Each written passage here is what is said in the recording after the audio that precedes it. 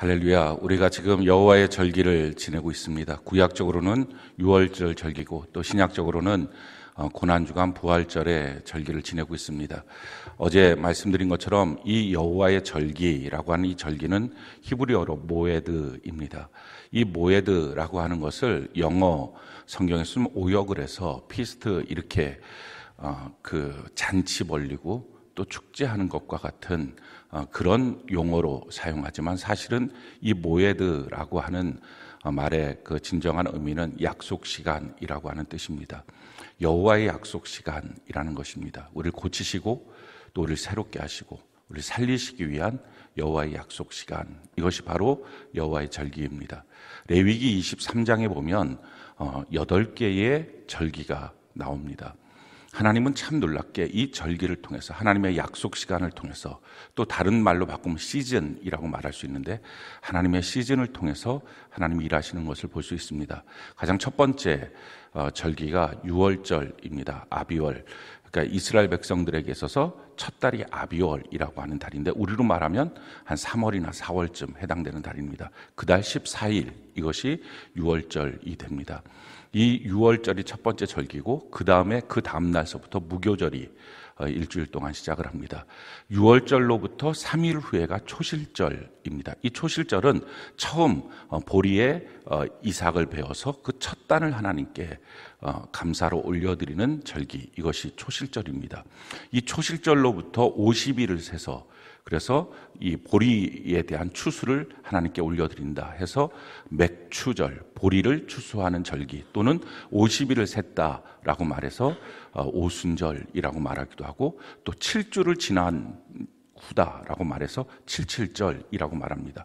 그래서 유월절, 무교절, 또 초실절, 맥추절 또는 오순절, 칠칠절이라고 부르는 절기, 이것이 4개의 절기고, 그 다음에 이스라엘 달력으로의 7월 달이 있는데, 이 7월 달이 우리로 말하면 아마 한 9월쯤 되는 때인데, 이때 7월 첫날, 이날이 바로 나팔절입니다. 온 곳에서 나팔을 불고, 이때가 이제 이스라엘에게는 50년마다 한 번씩 돌아오는 희년의 때가 되기도 하고요. 그리고 10일, 그달 10일, 7월 10일이 대속죄일이 됩니다. 그리고 15일이 초막절로 하나님께 지켜집니다. 이것이 바로 7절기입니다. 이 절기를 통해서 하나님이 일하시죠. 그런데 그 절기 가운데 참 놀라운 신비한 일들은, 첫 번째, 유월절에 예수님께서 유월절 어린 양이 되셔서 십자가에 못 박혀 죽으십니다. 온 인류의 죄를 짊어지시고, 유월절은 출애굽 당시에 이스라엘 백성들이 400년 종살이 했던 애굽에서부터 나오게 될 때, 죽음의 천사가 갔을 때 임방관 문설주의 어린 양의 피를 바른 집은 유월, 담을 그 천사가 넘어가서 그 집에 있는 사람을 죽이지 않는다 해서 유월절이죠. 그렇게 했던 이스라엘의 해방입니다. 430년 종살이에서 해방되고, 그 노역에서 해방받는 것, 동일하게 우리도 세상에서 마귀 또 죄로부터 해방받는 예수님, 유월절의 어린 양이 되어서 우리에게 오신 것, 참 놀라운 것은 수많은 날 중에 어느 때든지 하나님은 십자가에 못 박혀 예수님이 죽을 수 있는데, 구태여 여호와의 절기를 통해서 동일한 의미를 갖고 일하시는 것을 볼 수 있습니다. 하나님이 이만큼 하나님의 약속 시간에 의미를 두고 일하신다 하는 것입니다. 그리고 초실절, 3일 만에 첫 번째 단을 바쳐서 이렇게 감사하는 이 초실절인데, 이 초실절, 보리의 추수를 바치는 날, 이 초실절 날에 예수님께서 부활하신 것입니다. 그리고 고린도전서 15장에 보면 예수님의 부활은 첫 열매다, 부활의 첫 열매다라고 설명합니다. 많은 날짜 중에 구태여 3일 만에 초실절에 주님이 부활하십니다. 그러니까 여호와 하나님은 하나님이 정하신 약속 시간에 이처럼 철저하게 움직이면서 일하십니다. 그 시간이 우리를 향한 하나님의 배려고, 또 우리를 향한 하나님의 은혜의 시간이 되는 것입니다. 그로부터 50일이 지난 오순절, 그날이 바로 첫 번째 보리를 다 하나님 앞에 올려드리는 그런 추수죠. 그 추수가 바로 성령이 임하셨던 오순절 때입니다. 성령이 임하셔서 첫 번째 하나님 앞에 다 드려지는, 첫 번째 교회가 세워지고 많은 사람들이 하나님 앞에 드려지는 이런 열매로 드려지는 날들이 성령을 통하여 이루어졌습니다. 여기까지 이 4가지의 절기가 우리가 다 이루어진 절기입니다. 근데 앞으로 이루어지게 될 절기, 그것이 7월 첫날 나팔절입니다. 이 나팔절은 데살로니가전서 4장, 5장에 보면 천사장이 호령한 나팔 소리를 통해서 하나님이 예수님께서 하늘로부터 재림하신다. 그때 그 나팔 소리가 온 군데에 일어나는 그런 역사의 날, 주님의 재림의 사건입니다. 그리고 10일 날 대속죄일, 하나님 앞에 구원받는 백성들은 회개가 살아 있습니다. 여러분들 요한계시록을 보게 되면 마지막 때가 되면 아무리 고통받아도 회개하지 못하는 것이 저주받은 백성, 지옥 가는 백성입니다. 근데 하나님의 백성은 이 회개가 살아있어요. 그래서 하나님 앞에 자기의 죄를 놓고 울면서 통곡할 줄 압니다. 대속죄로 하나님께 회개한 그들이 초막절, 여호와의 장막이 그 광야와 같은 곳에 치어지는 것, 그래서 광야 같은 세상에 여호와 하나님의 장막이 많은 것, 요한계시록 21장에 보면 마지막 때 주님께서 천국에 우리를 가게 하실 때 여호와의 장막이 우리와 함께 하신다 하는 그 초막절의 모습을 보게 됩니다. 앞으로 남겨져 있는 이 7가지, 3가지의 절기가 이제 남아있는, 여호와 하나님은 이처럼 절기를 통해서 일하십니다. 그 절기 때 우리를 고치시고 새롭게 하시고 또 우리를 살려주셔서 영원한 천국까지 갈 수 있도록 주님이 만들어 주시는 것입니다. 그런데 이 절기 중에 가장 기초적인 절기, 지금 7개의 절기를 말씀드렸는데 총 절기는 8개의 절기입니다. 레위기 23장을 보시면 그 가장 기초적인 절기, 그게 매주 돌아오는 안식일입니다. 지금 우리로 말하면 주일 성수, 주일날입니다. 이 주일날이 왜 중요하냐? 이 날이 바로 여호와 하나님이 약속하신 시간입니다. 그 약속 시간에 우리가 만사를 제쳐놓고 하나님께 나가서 하나님을 믿는 백성들은 매주 새롭게 하시는 주님의 은혜를 경험하고 우리를 고치시고 우리의 영혼을 다시 살려주시는 그 은혜 가운데 하나님께 나가는 것입니다. 만사를 제쳐놓고 우리가 하나님께 나가는 거죠. 그래서 세상의 일은 진행될 것입니다. 어제도 말씀드렸지만 그 일은 진행되게 하십시오. 그런데 나는 이 하나님의 약속 시간에 하나님이 필요합니다. 난 하나님을 만나야 되겠습니다. 내 영이 살아야 되겠습니다. 하고 주 앞에 나오는 것입니다. 성경은 것을 우리에게 이와 같이 말씀합니다. 히브리서 4장 16절 우리 같이 한번 목소리 읽어볼까요? 시작. 그러므로 우리는 긍휼하심을 받고 때를 따라 돕는 은혜를 얻기 위하여 은혜의 보좌 앞에 담대히 나아갈 것이니라. 때를 따라 돕는 은혜, 이 때가 무엇입니까? 하나님의 약속 시간을 따라서 우리에게 도우시는 그 은혜의 때에 주님 앞에 담대히 나가서 만사를 제쳐놓고 주님 앞으로 달려나가서 그 주님의 은혜를 경험하는 것, 이것이 하나님의 살아있는 성도들의 삶의 모습입니다. 우리 평생 주님 앞에 이렇게 하나님이 주시는 이 절기마다, 안식일 또 나머지 이 모든 절기들마다 하나님께 나가서 때마다 일마다 하나님이 도우시는 그 은혜를 다 경험하여 우리가 다 살고 새롭게 되는, 고침받는 은혜가 넘치기를 예수님 이름으로 축원합니다. 오늘 우리가 살펴보게 될 인물은 베드로입니다. 이번에 우리가 지난 종료 주일서부터 시작해서 부활절까지 7번의 예배를 통해서 증인이 됩시다 라고 하는 시리즈로 우리가 한 명씩 한 명씩 십자가의 목격자들을 소환하면서 그들의 증인의 모습은 어땠는지, 또 그걸 통해서 우리에게 주시는 교훈은 무엇인지 살피고 우리 안에 정말 하나님의 말씀 앞에 고침받아야 될 것은 무엇인지, 또 내가 새롭게 돼야 될 것은 무엇인지, 또 어떤 경우는 내가 죽은 영혼이 있을 수 있는데 그것이 다 살아나는 그런 귀한 여호와의 절기가 되는, 하나님의 약속 시간이 되는 은혜가 있기를 바랍니다. 이 베드로는 한마디로 말하면 주님을 배신했다가 돌이킨 후에 가장 크게 쓰임받은 사람입니다.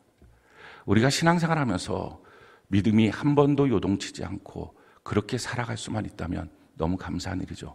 그런데 믿음의 도전이 있고 금 같은 믿음이어야 하는데 믿음이 흔들릴 때도 있습니다. 근데 중요한 것은 이 베드로를 통해서 주님이 우리에게 주시는 교훈, 너가 돌이키면 베드로처럼 가장 귀하게 쓰임받을 수 있어 라는 말씀이에요. 사랑하는 성도 여러분, 혹시 여러분들이 무엇인가 주님 앞에 믿음으로 달려가다가 스텝이 꼬이고 또 잘못되고 자기의 죄와 악이 드러나고 그래서 혹시 무너지고 깨어진 믿음으로 있다면 이 절기를 통해서 다 회복이 돼서 도리어 더 주님 앞에 쓰임받는 은혜가 있기를 바랍니다. 이 베드로라고 하는 사람을 놓고서 우리가 연극 무대를 만든다면 아마 3가지 무대가 그에게 나타날 거예요. 제일 첫 번째 무대, 그것은 베드로가 주님과의 만남입니다. 이 성경 전체를 보면 베드로는 주님과 두 번 만남을 갖습니다. 첫 번째 만남은 그 동생이었던 안드레를 통해서 소개를 받아서 주님께 오는 것입니다. 그 장면을 성경이 우리에게 이렇게 말씀합니다. 요한복음 1장 40절로 42절 우리가 한번 목소리 읽어볼까요? 시작. 요한의 말을 듣고 예수를 따르는 두 사람 중에 하나는 시몬 베드로의 형제 안드레라.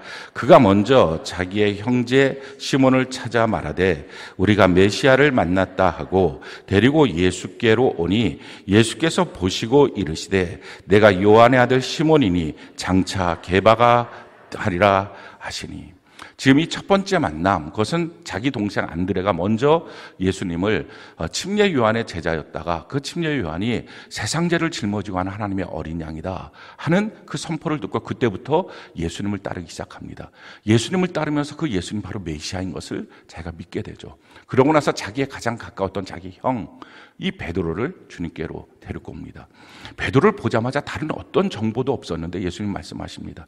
요한의 아들 시몬아, 너가 지금 시몬이지만 그 이름의 뜻은 갈 때 그 흔들리는 존재라는 거예요. 그런데 너가 이제 게바가 될 거야. 베드로 반석이 될 거야 라고 주님 말씀하십니다. 너무 큰 감동을 아마 이 시몬 베드로는 받았을 거예요.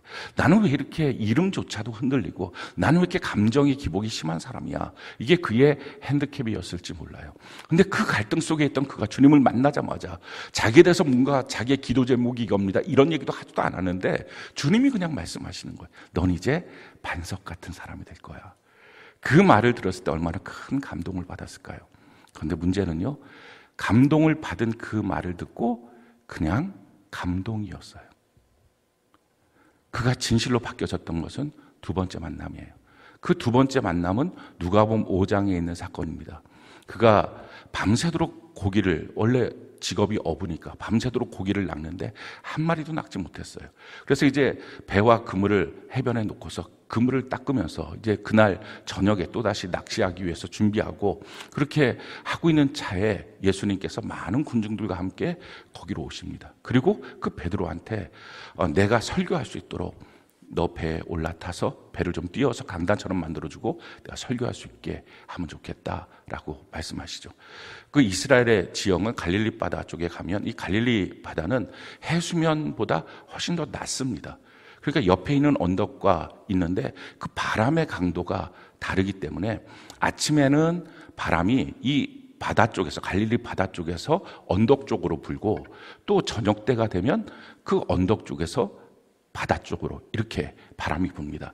그 당시에 마이크가 없었기 때문에 약 2만 명 정도 주님을 따라다니고 있는 사람들에게 그러니까 순수하게 바람을 통해서 예수님이 말씀을 증거하고 그 말씀이 다 사람들에게 들리게 만드는 아주 천연적인 그런 기가 막힌 강단과 같은 지역이 유일하게 전 세계에서 이 갈릴리 바다 이 이스라엘 땅입니다. 왜 예수님이 이곳에 오셨을까? 그것은 그 당시에 있었던 것 중에서 가장 말씀을 증거하기 좋은 위치였기 때문에 그럴 수도 있습니다.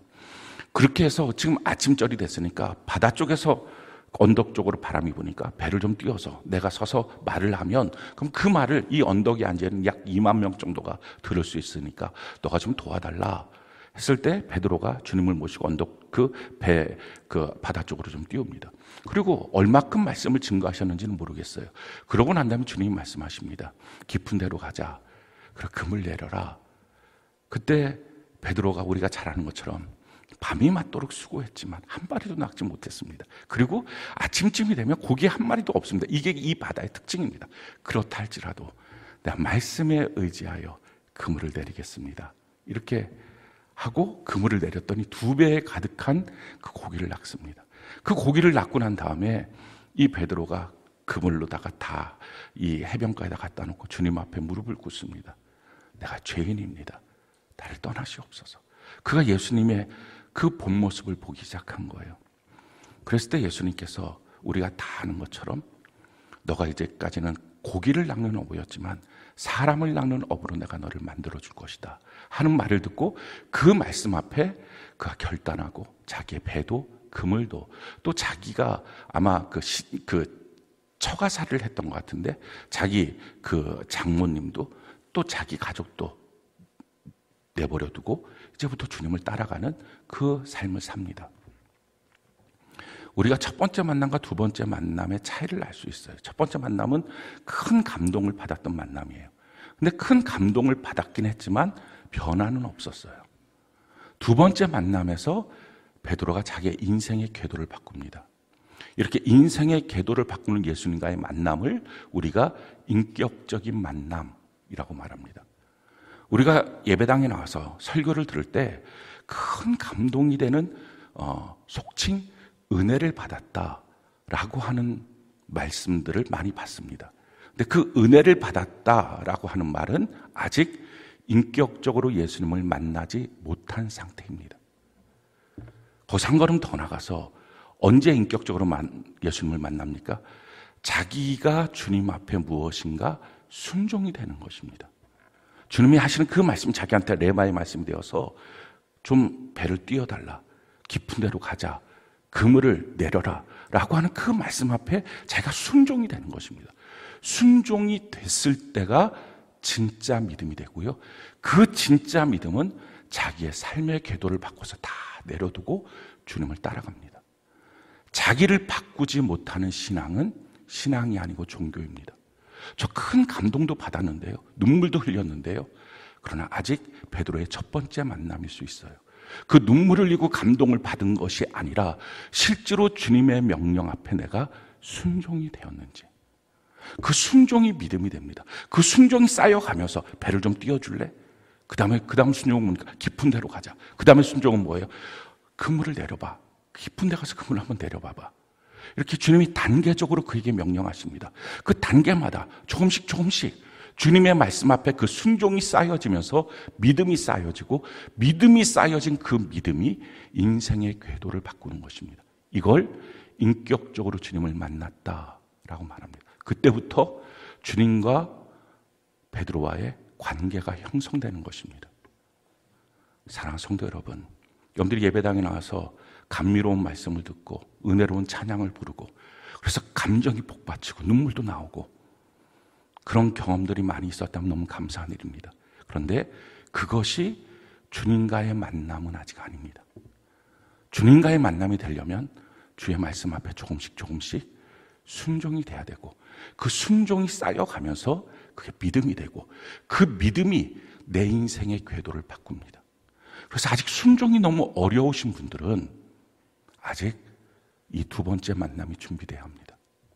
여호와의 절기 때에 꼭 기대하는 것은 하나님과의 인격적인 만남이 되는 은혜가 꼭 있기를 바랍니다. 그래서 신앙생활의 첫걸음이 뭐냐? 순종의 학교에 입학하는 것입니다. 하나님의 말씀 앞에 내가 순종이 되기 시작하는 거예요.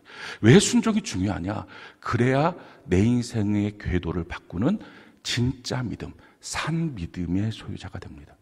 아직 자기가 이 순종이 너무 어려우신 분들, 뭐 말하면 자꾸 뭔가 마음에 걸리고, 이건 왜 이렇게 해야 돼? 이런 식의 생각들이 많이 있다면, 지금 베드로의 입장을 한번 보십시오. 왜 하필이면 내 배에 이거 투덜거릴 이유 많잖아요. 아니 왜 지금 깊은 데로, 아니 지금 금을 다시 전하는데 왜 또 내리라고? 얼마나 할 말이 많겠어요. 근데 참 놀랍죠. 한마디 한마디 베드로는 순종하며 나가요. 그게 인격적으로 주님을 만난 거예요. 감동에 멈추지 마시고 인격적으로 주님을 만나서 여러분들의 인생이 신앙으로 말미암아 변화되는 진짜 그리스도인의 이 길로 들어서는 은혜가 있기를 바랍니다. 그리고 두 번째 무대의 모습을 보면 그것은 제자로서의 예수님과의 삶을 사는 모습입니다. 약 3년 반 동안 이렇게 제자로서 삽니다. 이 제자로서 사는 삶의 모습, 그것을 한마디로 말하면 이렇게 고백을 베드로가 하는 것처럼 말할 수 있어요. 마가복음 10장 28절로 31절, 우리 같이 한 목소리 한번 읽어볼까요? 마가복음 10장 28절로 31절 같이 한 목소리 시작. 베드로가 여짜와 이르되 보소서, 우리가 모든 것을 버리고 주를 따랐나이다. 예수께서 이르시되 내가 진실로 너희에게 이르노니 나와 복음을 위하여 집이나 형제나 자매나 어머니나 아버지나 자식이나 전토를 버린 자는 현세에 있어 집과 형제와 자매와 어머니와 자식과 전토를 100배나 받되 박해를 겸하여 받고 내세의 영생을 받지 못할 자가 없느니라. 그러나 먼저 된 자로서 나중되고 나중된 자로서 먼저 될 자가 많으니라. 지금 베드로가 주님께 고백합니다. 내가 주를 위해서 모든 것을 버려두고 주님을 따랐습니다. 이게 베드로의 주님 안에서의 제자의 삶이었습니다. 그때 주님이 말씀하시는 거예요. 약속을 주시면서 그러면서 한 가지 주님이 말씀하세요. 먼저 된 자가 나중되고 나중된 자가 먼저 된다. 아마 이 말이 베드로에서 큰 도전이었을 거예요. 자기는 지금 안드레 바로 다음으로 처음 두 번째 제자가 됐던 사람이에요. 그러면 이렇게 내가 먼저 됐는데 나중될 수도 있겠구나. 그래서 이 3년 반 동안 제자로서 주님을 따라가고 있는 이 베드로의 삶의 특징은 항상 누구보다도 먼저가 되려고 애를 썼던 사람입니다. 누구보다도 주님의 눈에 들어있기 위해서, 누구보다도 주님을 앞서 따라가기 위해서. 그래서 수제자라고 부르는 거예요. 뭐 수제자라고 특별히 주님이 임명하신 게 아니라 그는 항상 자기 마음속에 나 나중되지 말아야지, 항상 먼저가 돼야지. 그래서 다른 사람보다 더 특별하게 고백해야 될 때마다 주님 앞에 자기의 신앙을, 자기의 사랑을 고백합니다. 여러분, 신앙생활은 인격적인 만남으로부터 시작하고 그 다음에서는 끊임없는 주님을 향한 사랑의 고백, 신앙의 고백입니다. 그리고 그 고백에 따른 삶의 헌신들이 있는 것입니다. 오병이어의 기적 사건 이후에 예수님께서 나는 하늘로부터 온 생명의 떡이다. 너희가 이 생명의 떡을 먹어야만 너희가 영생에 이를 수 있다. 그 말씀을 그들에게 전해줍니다. 사실은 오병이어의 떡을 먹는 이 사건이 중요한 게 아니라 예수님을 진실로 만나고 예수님으로 말미암아 살아가는 삶이 되는 것이 중요한 건데, 핵심적인 말씀을 하시니까 사람들이 다 그 말이 어렵다고, 영의 말씀이 다 어렵다고 다 떠나갑니다. 그 떠나가는 뒷모습을 보면서 주님이 얼마나 가슴이 아프겠어요. 너희들이 먹었던 보리떡 5덩이, 그게 뭐가 그렇게 중요하니? 대단한 기적 같지만 사실은 내일이면 또 배고파질 텐데 그게 뭐가 그렇게 중요해? 그 가슴 아픔을 갖고서 제자들에게 주님이 이렇게 말씀하십니다.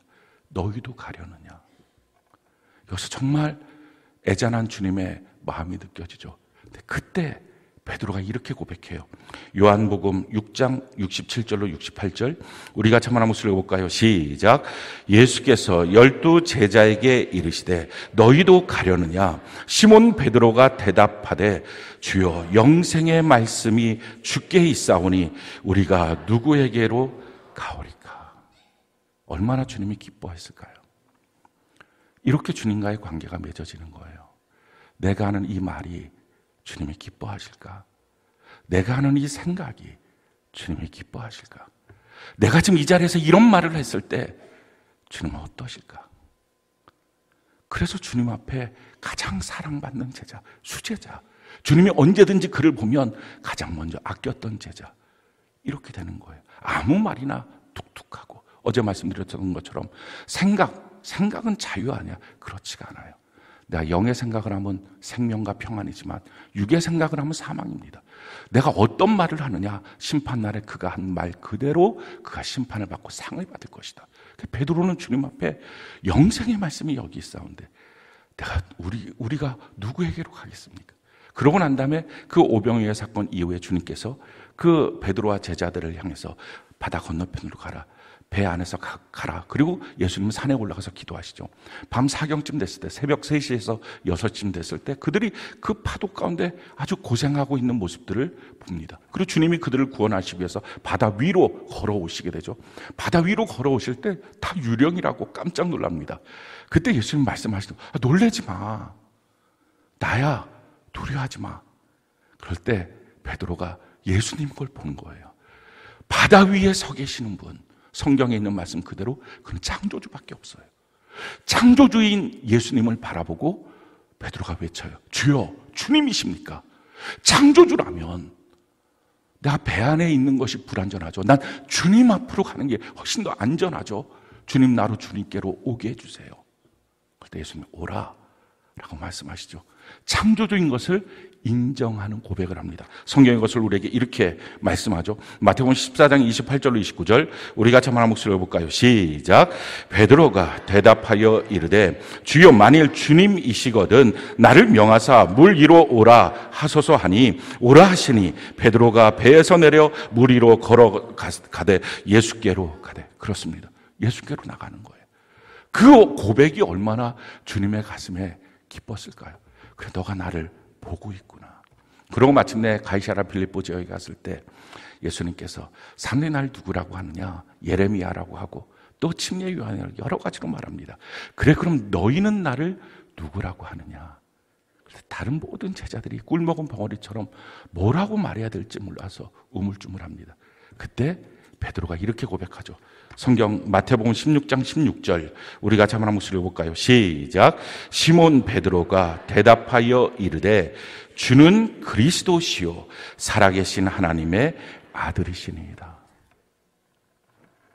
사랑하는 성도 여러분, 주님과의 사랑의 관계는 고백의 관계예요.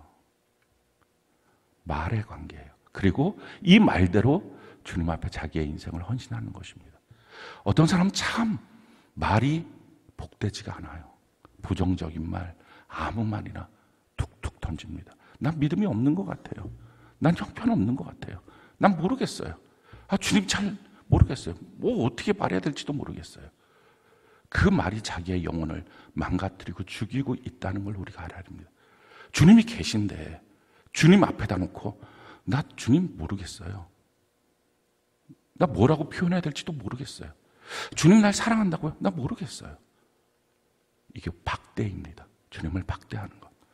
근데 주님과의 친밀한 교제권이 되는 것, 그건 주님 앞에 끊임없이 신앙의 고백, 사랑의 고백을 하는 것입니다. 성경 전체는 주님을 향한 신앙의 고백, 사랑의 고백이에요. 우리가 그것을 주님 앞에 때마다 일마다 드리는 것입니다. 그것이 주님과의 친밀한 교제가 됩니다. 저도 셀장님들과 교제하고 또 셀원들과도 교제합니다. 그렇게 교제할 때 그 교제가 뭘로 이루어집니까? 말로 이루어지는 거예요. 그들이 무슨 말을 하는지, 어떻게 말하고 있는지, 그것이 결국은 그들의 신앙이고 저와의 관계고 교제의 열매가 되는 것입니다. 이렇게 주님 앞에 때마다 일마다 고백을 하니까 주님도 그를 특별하게 사랑하시는 거예요. 그래서 다른 사람하고는 차원이 다르게 주님이 대우합니다. 야이로 회당장 딸이 죽었을 때 데리고 갑니다. 그리고 실질적으로 죽은 자가 살아나는 것을 그 눈에 보여줍니다. 변화산에 올라가서 모세와 엘리야와 함께 대화하고 있는 예수님이 하나님이신 것을 완전하게 증명하는 사건도 그에게 줍니다. 또 와갖고 성전세 내라고, 반세계씩 하는 성전세 내라고, 너희 선생은 왜 성전세 안 내냐? 베드로가 성전세 낼 거야 라고 와서 사실은 주님 앞에 아무 말도 못하고 우물쭈물하고 있을 때 주님께서 너 지금 성전세 내야 된다는 소리 듣고 왔지? 나가서 물고기 잡아서 거기 보면 한 세겔 있는데 너를 위해서 나를 위해서 반세겔을 내라 하면서 주님 말씀하시는 거예요. 나라의 임금이 자기 아들한테 세를 받니? 백성들한테 받지 않니? 그럼 하늘나라에서는 하나님 나라의 아들이 하나님께 세금 내겠니? 내가 바로 하나님의 아들이야 라고 가르쳐 주십니다. 이와 같은 아주 신비한 주님과의 교제에 그를 초대하고 들어가게 하십니다. 마지막 겟세마네 동산의 기도, 거기도 베드로가 따라가게 합니다. 더 깊은 교제, 더 깊은 사랑, 그것은 신앙의 고백과 사랑의 고백, 그리고 그에 따른 주님의 그를 향한 대우, 이걸 통해서 점점 더 깊어집니다. 동일하지 않아요. 우리는 다 동일한 사랑을 받는다고 착각하지만 동일하지 않아요. 내가 주님을 어떻게 대하고 있는지, 내가 주님 앞에 어떤 신앙의 고백을 하고 있는지, 이것이 중요합니다. 그리고 나서 세 번째 이 장면으로 들어가면 이 베드로의 배신이에요. 그리고 그 배신한 베드로를 다시 회복시키는 주님의 장면입니다. 그렇게 주님과의 깊은 사랑의 교제로 주님 앞에 나아가고 있다가 예루살렘에 올라가서 마가의 다락방에서 마지막 그 6월절 그 만찬을 베푸시고 난 다음에 예수님이 그렇게 말씀하시는 거예요. 베드로한테. 시몬아 시몬아, 오늘 읽었던 본문 말씀이죠. 사탄이 너를 청구한다. 사탄이 더 달라고 해. 근데 절대 그럴 수 없어. 내가 널 위해서 중보기도 할 거야. 너 믿음이 흔들리면 안 돼. 너 믿음을 흔들리지 말고 도리어 다른 사람 더 굳게 해야 돼. 혹시 흔들렸어도 넘어지지 말고 다른 사람을 더 굳게 해야 돼 라고 주님 말씀하십니다. 근데 이 말씀을 들으면 베드로가 딱 경각심을 가져야 되는데 베드로가 안 그래요. 주여, 난 주님과 함께 옥에도 들어가고 주님과 함께 뭐 죽기도 하고 뭐든지 다 할 수 있습니다. 아주 장담을 합니다. 주님이 그때 이렇게 말씀하시죠. 오늘 밤에 너가 나를 3번 부인할 거야. 이 부인한다는 말은 너와 나의 관계는 이제 끝났어. 이렇게 너가 나한테 말할 거야. 내 눈앞에서. 근데 그 말을 들었으면 베드로가 이제 정신 차려야 돼요. 큰일 났다. 마귀가 이처럼 나를 완전히 휘둘르겠구나 해서 장담하면 안 되고 기도해야 되는 거였어요. 사랑하는 성도 여러분, 신앙생활은 장담해서 되지 않아요. 하나님이 주신 은혜의 수단을 붙들어야 되는 거예요. 어떤 분들은 제가 알아서 할게요. 제가 제 신앙 뭐 알아서 할게요. 아니에요. 일기 쓰라고 하면 일기 쓰고, 큐티하라면 큐티하고, 기도하라고 하면 기도하고, 전도하라고 하면 전도하고, 셀로 모이라고 하면 셀로 모이고, 교제하라고 하면 교제하고, 자기가 아니라 하나님이 베푸신 은혜의 수단을 붙들어야 자기의 영혼이 삽니다. 근데 그렇지 못하고 베드로처럼 자기가 장담하는 거예요. 장담하고 나서 주님이 겟세마네 동산에 기도하자 하고 올라갔을 때 베드로의 반응이 어떻습니까? 베드로가 이렇게 반응을 하는 거죠. 누가복음 22장 44절로 46절 우리 같이 한번 읽어볼까요? 시작. 예수께서 힘쓰고 애써 더욱 간절히 기도하시니 땀이 땅에 떨어지는 핏방울 같이 되더라. 기도 후에 일어나 제자들에게 가서 슬픔으로 인하여 잠든 것을 보시고 이르시되 어찌하여 자느냐? 시험에 들지 않게 일어나 기도하라 하시느라. 그럼 누구도 마귀가 도전할 때 기도하지 않으면 시험 듭니다. 반드시 저는 여러분들이 기도하는 시간을 가졌으면 좋겠어요. 예수님이 아주 구체적으로 마태복음에 보면 1시간 기도해야 돼 라고 말씀하셨어요. 1시간 기도해야 자기의 영혼이 지켜질 수 있습니다. 이때 베드로는 기도에 실패했어요. 그리고 결국은 주님을 부인하는 그런 험악한 인생이 되죠. 주님을 배신하는 거예요. 그러고 난 다음에 제가 돌이키고 난 다음에 깨달은 거죠. 그래서 베드로전서 4장 7절에 이렇게 성도들에게 권면을 합니다. 우리가 한번 한 목소리 읽어볼까요? 시작. 만물의 마지막이 가까이 왔으니 그러므로 너희는 정신을 차리고 근신하여 기도하라. 정신 차리고 근신해서 기도해야 돼. 그래야 넘어지지 않아. 사랑하는 성도 여러분, 충분한 기도의 분량을 기도하고 계십니까? 너무 바빠서 기도할 수 없다고요? 루터가 그렇게 고백을 했어요. 오늘은 너무 바쁘기 때문에 다른 때에 2배로 2시간을 기도해야 되겠다. 기도 시간이 없으면 이미 마귀한테 잡히겠다, 시험 들겠다고 작정한 일과 똑같습니다. 전쟁을 나가는 사람이 갑옷을 벗고 나가는 거랑 동일합니다. 반드시 하나님 앞에 기도하는 것, 여러분들이 시간을 내서 장소가 어디가 됐든 기도하는 것, 성전에 나가서 기도하는 것이 가장 좋지만 그것이 안 되면 여러분들의 스스로의 골방을 만들고, 또는 여기서 운전하고 다니는 분들이 있거나 대중교통 이용해서 직장을 다니시는 분들, 그 시간 동안에 주님 앞에 기도하십시오. 충분히 하루에 1시간 누구든지 기도할 수 있어요. 특별히 여호와의 절기 기간 때 우리가 집회로 모였을 때 30분 이상씩 기도하자 어저께 말씀드렸는데, 많은 성도님들이 그 말씀대로 기도하시는 모습을 보면서 너무 감사했어요. 우리가 하나님 앞에 더 힘써 기도해야 됩니다. 근데 기도에 실패했던 베드로, 결국 올 것이 오고야 말죠. 3번 정말 부인하는 거예요. 우리가 그 장면을 한번 읽어봅시다. 누가복음 22장 56절로 62절 우리 같이 한번 목소리를 읽어볼까요? 시작. 한 여종이 베드로의 불빛을 향하여 앉은 것을 보고 주목하여 이르되 이 사람도 그와 함께 있었느니라 하니, 베드로가 부인하여 이르되 이 여자여 내가 그를 알지 못하노라 하더라. 조금 후에 다른 사람이 보고 이르되 너도 그 도당이다 하거늘 베드로가 이르되 이 사람아 나는 아니로다 하더라.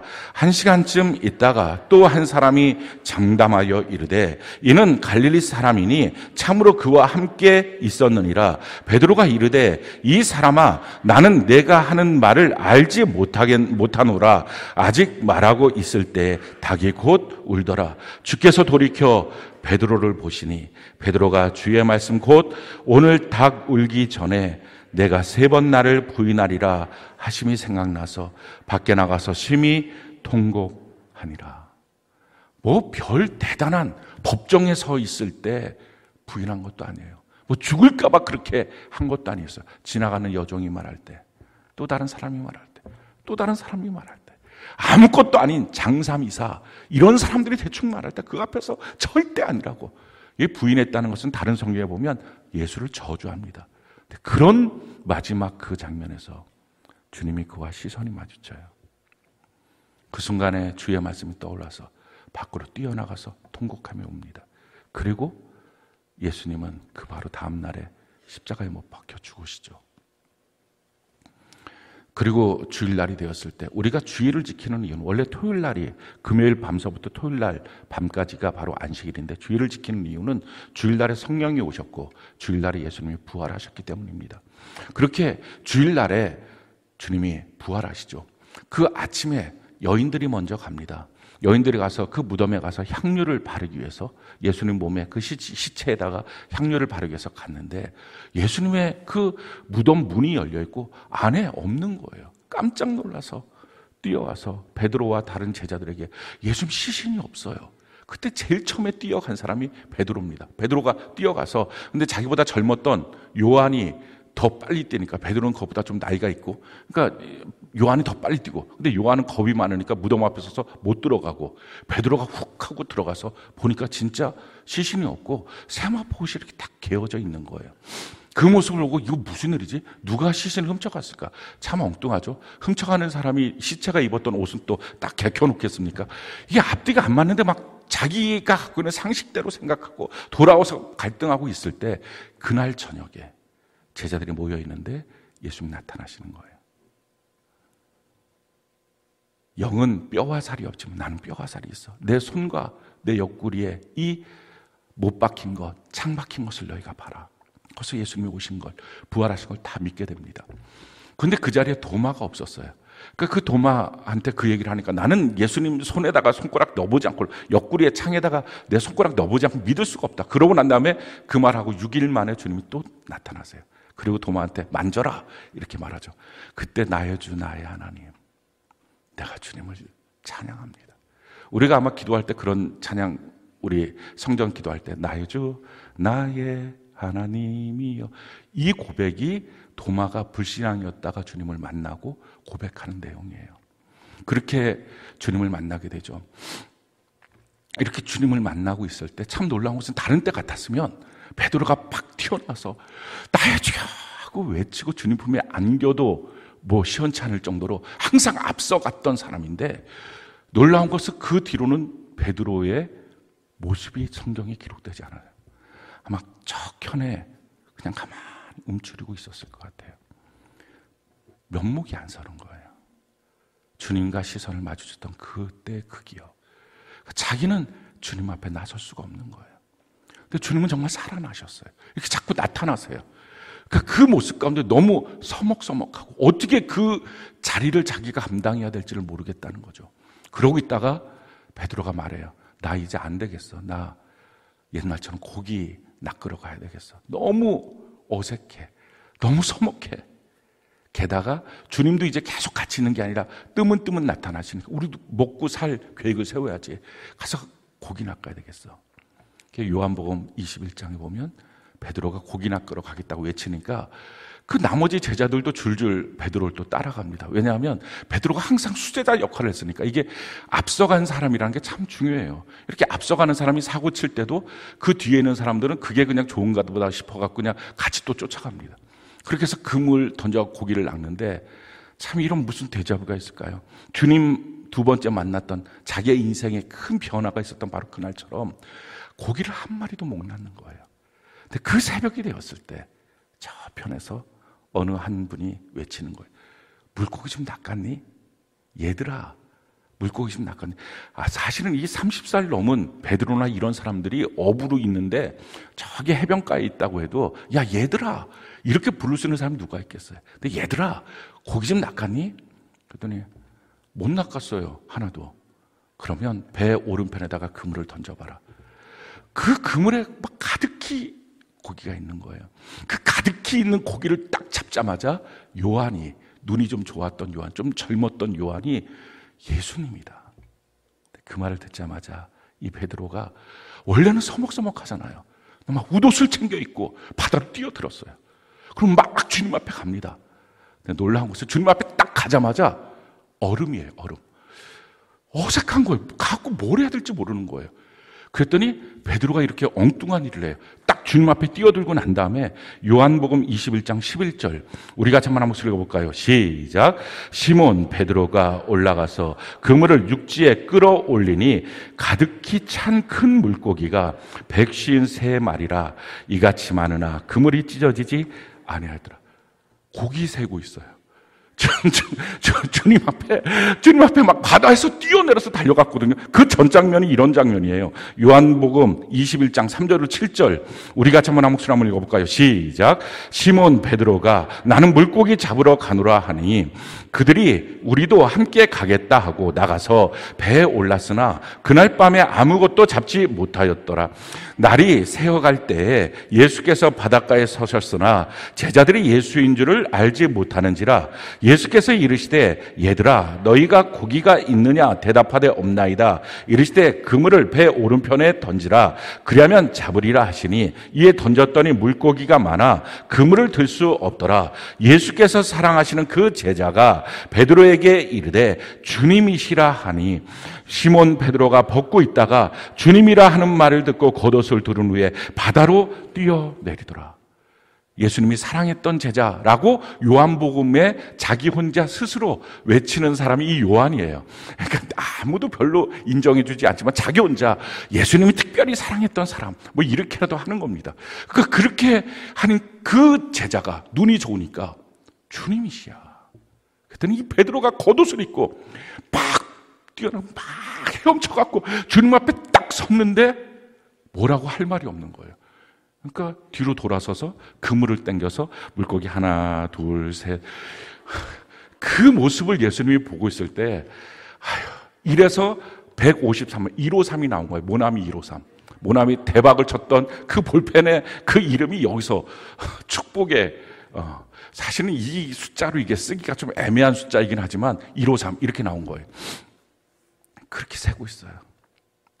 그 모습을 예수님이 보시고 예수님 베드로를 부르십니다. 베드로야 일로 와라.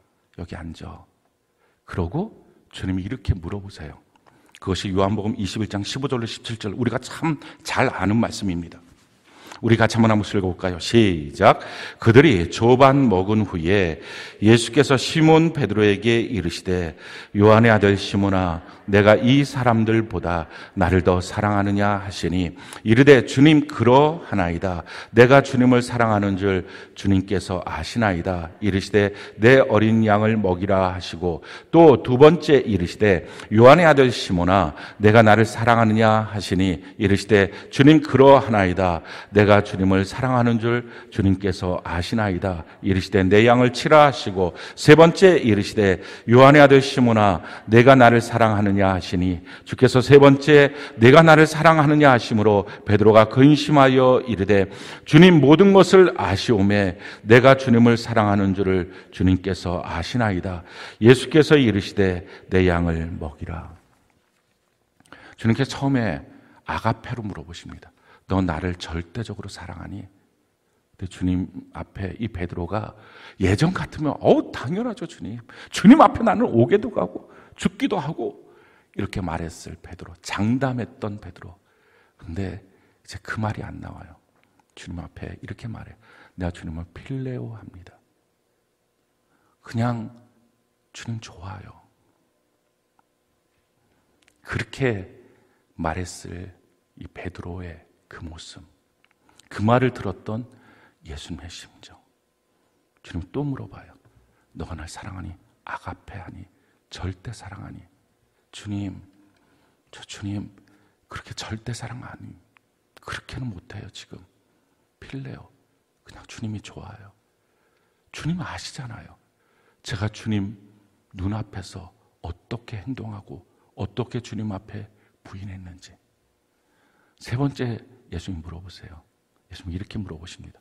너가 나를 필레오하니, 그래, 그냥 날 좋아하니? 그때 주님께서 그렇게 물어보셨을 때 베드로가 근심하며 왜 주님 말씀을 바꿨어요? 하는 마음으로, 맞아요 주님, 저 주님 필레오합니다. 주님 말씀하세요. 내 양을 먹이고 내 양을 치라.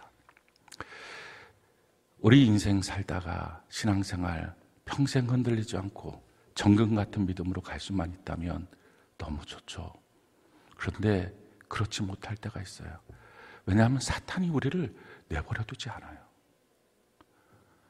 우리 신앙생활하다 이렇게 넘어질 때들이 있다고요. 지금 주님께서 우리에게 베드로를 통해서 보여주시는 교훈이 이거예요. 넘어졌니? 주님이 먼저 오셔서 회복시키시는 거예요.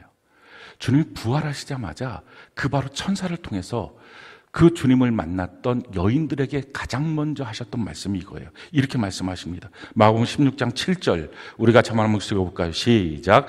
가서 그의 제자들과 베드로에게 이르기를 예수께서 너희보다 먼저 갈릴리로 가시나니 전에 너희에게 말씀하신 대로 너희가 거기서 배우리라 하라 하는지라. 그 천사를 통해서 제자들과 그 다음에 꼭 찍어서 베드로 꼭 오라 그래. 혹시 베드로가 계면적어서 너무 마음이 어려워서 못 오지 않도록 꼭 얘기해야 돼. 베드로 오라 그래. 회복은 주님이 시키셔요. 그래서 우리가 신앙생활 하다가 어느 날 넘어졌어요. 넘어지고 나면, 시험 들고 나면 사람들 다 똑같아요. 막 힘들어요.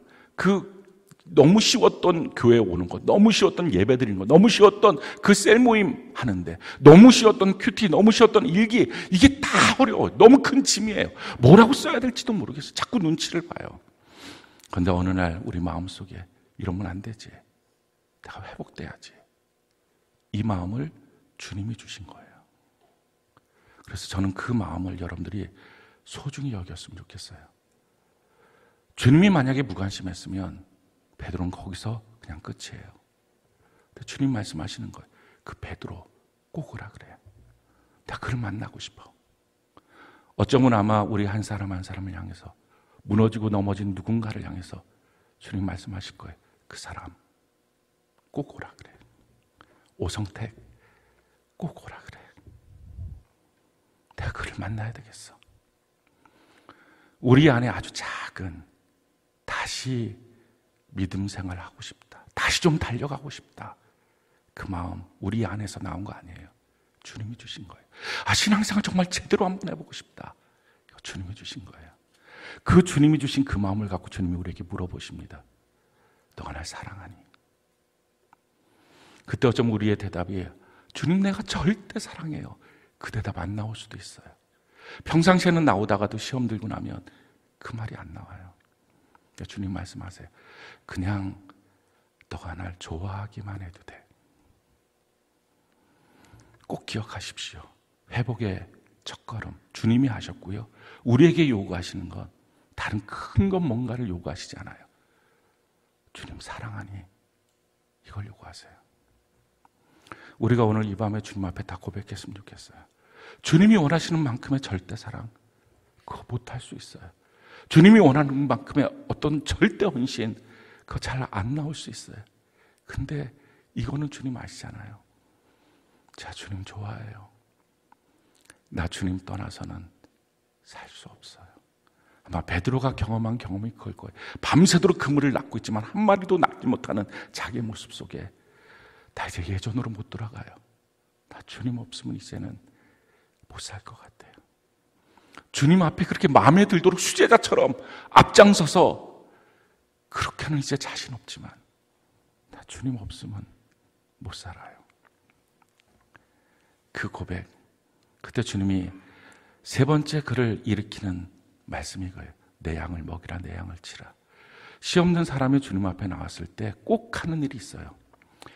저 혼자라도 신앙생활을 하는 것이 벅차요. 아니에요. 거기서부터 완전히 벗어나야 진짜 회복이 돼요. 누군가를 양을 먹이고 치는 것처럼 주님의 양을 전도하고 양육하는 것, 누군가의 영혼을 위해서 기도하기 시작하는 것, 여기서부터 진짜 회복이 나타납니다. 우리가 읽었던 본 말씀도 동일해요. 시몬아 시몬아 보라 사탄이 너희를 밀가부르듯 하려고 요구하였으나 그러나 내가 너를 위하여 내 믿음이 떨어지지 않기를 기도하였노니 너는 돌이킨 후에 내 형제를 굳게 하라. 누군가의 영혼을 전도하고 책임져야 돼요. 그게 나 같은 사람이 어떻게 그래요? 내가 그 사람 영혼도 망칠까 두려워요. 아니에요. 그래야 나도 그도 주님 안에 삽니다. 이렇게 주님 앞에 고백하고 나니까 그래서 자꾸 전도하라는 거예요. 전도하라는 게 뭐 갖고 보험 세일즈 하듯이 성도들 데려다가 여기 예배당에다가 숫자 채워놔라 이런 차원이 아니라 영혼 전도하는 것이 내 영혼을 살리고 그 영혼도 살립니다. 그렇게 했을 때 주님이 주신 안전장치가 있어요. 주님이 이렇게 말씀하십니다. 요한복음 21장 18절 바로 17절까지 내 양을 먹이라 치라 하시고 난 다음에 이렇게 말씀하세요. 18절 우리 같이 한번 목소리 볼까요? 시작. 내가 진실로 진실로 내게 이르노니 내가 젊어서는 스스로 띠띠고 원하는 곳으로 다녔거니와 늙어서는 내 팔을 벌리리니 남이 내게 띠띠우고 원하지 아니하는 곳으로 데려가리라. 이 말을 들었을 때 평상시에 우리 같으면 이제 억지로 주님이 끌고 다니겠구나 하도 베드로가 사고쳐서. 그런데 베드로의 입장에서 한번 들어보세요. 주님이 사랑하냐고 물어봤을 때 제대로 대답도 못했어요. 주님이 아십니다. 그 말 안에는 여러 가지가 있는 거예요. 내가 주님을 버릴 수도 없고 내가 주님을 떠날 수도 없지만 주님이 원하시는 만큼 절대사랑 나 그거 이제 이미 한풀이 꺾였어요. 안 되는 거 주님 아시잖아요. 그 마음이 다 있는 거예요. 그러면서 내 모습이 왜 이러지? 내가 3년만 동안 주님을 따라다녔던 그 사랑의 마음이 왜 이렇게 다 변질됐지?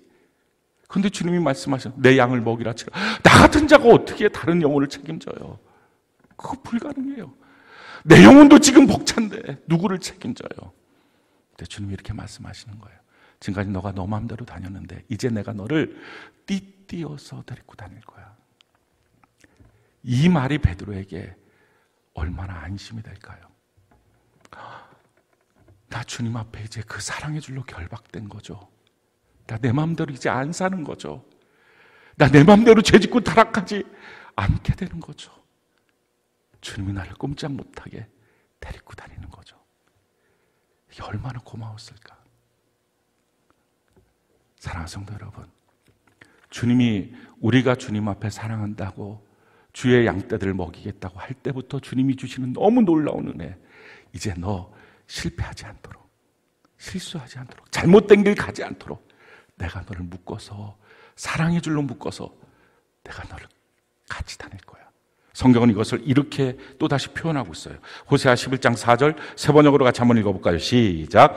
나는 인정의 끈과 사랑의 띠로 그들을 묶어서 업고 다녔으며 그들의 목에서 멍에를 벗기고 가슴을 헤쳐 젖을 물렸도다. 어린아이 포대기로 업고 다니는 것처럼 그렇게 내가 너를 업고 다녔어. 끈으로 묶어서 내 앞가슴을 풀어서 너의 배고픔 가운데 내가 젖을 물려줬어. 세상이 너에게 멍에를 메어준 것, 죄, 저주, 가난, 질병에 이 멍에를 메어준 것, 내가 다 멍에를 벗겨주고 내가 너를 업고 다닐 거야. 이제 지금 예수님 베드로한테 하신 약속이에요. 너 그동안 그렇게 장담하다가 무너진 자기 자신 때문에 힘들지. 이제는 내가 너를 띠띠어서 업고 다닐 거야. 내가 널 완벽하게 아무데나 가지 못하도록 내가 너를 그렇게 사랑의 끈으로 묶어줄 거야. 여기서 이렇게 말하죠. 인정의 끈, 사랑의 띠. 교회 안에서 주님이 주신 사랑의 띠가 있어요. 또 한 셀 안에서 그 인간관계 속에 맺어지는 끈이 있어요. 혹시 여러분들이 이것이 인본주의 아니야? 이렇게 자꾸 정붙고 막 자꾸 생각나고 그러면 이거 인본주의 아니야? 이거 빨리 끊어야 돼. 예수의 이름으로 떠나가. 그거 하지 말고 한 셀 안에 있으면 그 인정의 끈으로 묶여지십시오. 성경은 우리에게 이렇게 말씀합니다. 전도서 4장 10절 12절 우리 같이 한번 목소리 볼까요? 시작. 혹시 그들이 넘어지면 하나가 그 동물을 붙들어 일으키려니와 홀로 있어 넘어지고 붙들어 일으킬 자가 없는 자에게는 화가 있으리라. 한 사람이면 패하겠거니와 두 사람이면 맞설 수 있나니 세 겹조는 쉽게 끊어지지 아니하니라. 자기 신앙이 다 무너졌는데 자기가 그동안 어떻게 살아왔는지 인정의 끈 하나도 없어서 자기한테 와서 권면해 주는 사람이 한 명도 없는 것. 이게 화가 있는 거예요. 지금 여러분들은 어떻게 사시나요? 자기 혼자 자기 신앙 붙잡고 갑니까? 아니면 내가 내 신앙 책임지지 못하고 무너졌을 때 나한테 와서 내가 막 뭐라고 해도 왜 찾아오냐고, 왜 나를 이렇게 귀찮게 하냐고 해도 다시 와서 아니야 그러면 안 돼 라고 붙들어줄 사람이 있으십니까? 인정의 끈, 주님의 사랑의 띠, 내가 그걸로 너를 업고 다닐 거야. 너 평생 앞으로 실패하지 않는 인생 살게 해줄게. 우리가 주님 사랑한다고 고백하고 주님 내가 양떼를 이제 목양하고 세우겠습니다 할 때부터 주님이 이렇게 은혜 베풀어 주십니다. 전도가 어렵습니까? 아니에요. 전도는 은혜고 축복이에요. 양육이 힘듭니까? 아니에요. 주님과 함께하는 삼겹줄이에요. 얼마나 기쁘고 감사한지 몰라요. 우리 오늘 이 시간 좀 이 베드로에게 주었던 말씀처럼 우리에게 도전을 받고 결단했으면 좋겠어요. 신앙생활 하면서 저는 한 번도 여러분들이 안 넘어졌으면 좋겠어요. 넘어졌다면 넘어진 거에 너무 오랫동안 있지 마세요. 다시 일어나면 가장 크게 쓰임받을 수 있는 주의 종이 됩니다. 주님의 사람이 돼요. 날 일으켜 주시는 분이 주님이에요. 주님으로 일어나세요. 그리고 주님 사랑한다고 자기의 분량만큼만 고백하시면 돼요. 주님이 원하시는 분량이 거기까지인지 알아요. 목사님이 원하시는 분량이 거기까지인 줄 알아요. 아니 제 속을 자꾸 들여다봅니까? 그렇게 하지 말고 자기가 할 수 있는 만큼 다 주님이래요. 그리고 주님의 명령대로 주님의 양떼들을 목양하고 주님의 양떼들을 전도하고 가르치십시오.